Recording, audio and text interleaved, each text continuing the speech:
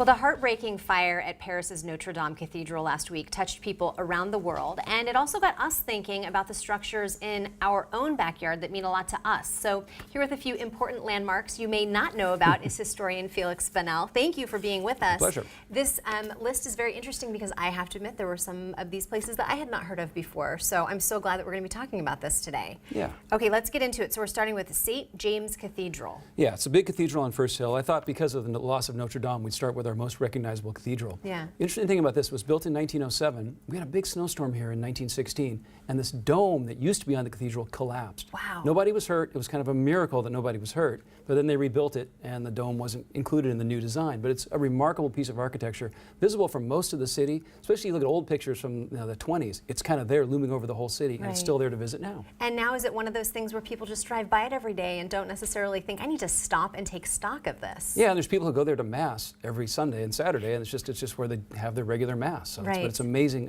architectural structure. Right. Okay, Peter Kirk building in Kirkland. I grew up in Kirkland. I grew up around this building. It was built in 1889 when Kirkland was going to be the Pittsburgh of the West. Peter Kirk was an industrialist from the UK, and they were going to build steel mills in Kirkland.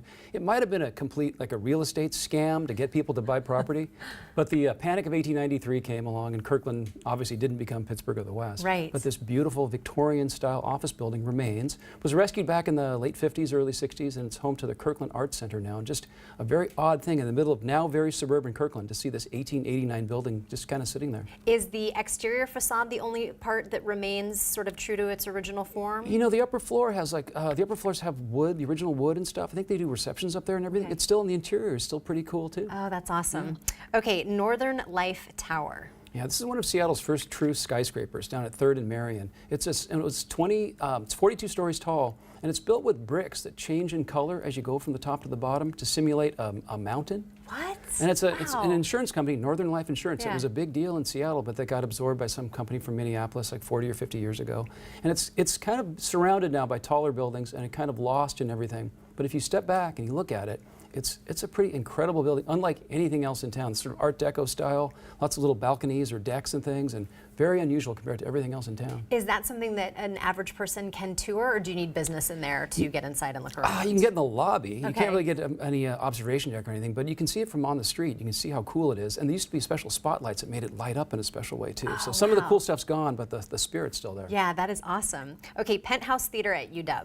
This is the first theater in the round built in the United States. It's built in 1940 on the UW campus. That was the first one yeah, in the yeah. US. Wow. They call it the Penthouse Theater because Glenn Hughes, who was a UW drama professor, in the 1930s, he was staging plays in the penthouse of the Meany Hotel over on 15th, and then they built this theater to kind of match the experience they created in this penthouse of a hotel. Fascinating. And they actually moved it about 25 years ago from a different part of campus and restored it completely, and it's an incredible artifact to have right here in our backyard. And what is it used for today? It seats 160 people. They do theater in the round. We take theater for granted now, but in 1940 it was pretty groundbreaking and revolutionary, especially here in Seattle. Right, no kidding. Yeah. Okay, this next one, since you said right here in Seattle, this Yeah. one isn't right here in Seattle necessarily. The Boeing Lunar Rover. Yeah, well, we talked about Kirkland, which is pretty far away, but these were designed and built in Kent in the 1960s at the Boeing Space Center. The Lunar Rover, a compact electric car. They took 3 of them to the moon for Apollo 15, 16, and 17. They let them cover miles and miles of territory they couldn't cover on foot. They collected samples, they drove over bumps and stuff, did kind of like dune buggy stuff. Then they had to leave them behind. And so they're sitting on the surface of the moon in pristine condition. And the King County Landmarks Commission later this summer is going to consider whether these can be named King County landmarks because they were built here. Right. Even though they're, I don't know how it's hundreds of thousands of miles away, but they're sitting there on the moon waiting to be appreciated by some distant tourists probably. I love that idea. Okay, so obviously that is not one that we can just, stroll by and look at, but how do you hope that what happened at Notre Dame can inform some of the choices that we make about our own landmarks here? Yeah, see, Notre Dame's this worldwide artifact. Everyone was watching in horror from all corners of the globe. Yeah. I think in each of our neighborhoods or towns, there's things that might not rise to the level of Notre Dame for everyone in the world, but they rise to that level in our neighborhood. This is the historic and cultural fabric of where we live. Yeah. And Seattle and Western Washington's changing so fast, we can't save everything. But it's really important to save little pieces that help tell that story that goes back hundreds, if not thousands of years of human habitation here, how it's changed when Europeans came, how it continues to change. I love how much this place changes all the time. Yeah. If it stayed the same, it would get boring and dull. I wish I could live for another 1,000 years and see how different Seattle was 1,000 years from now. But we have to keep some pieces of the past to carry forward that historic and cultural fabric. It's what makes a great city forever. Could not agree more. And now we have a list of many things that we can go look at on our own. Thank you so much for being here. My pleasure. So interesting. All right, we will be right back.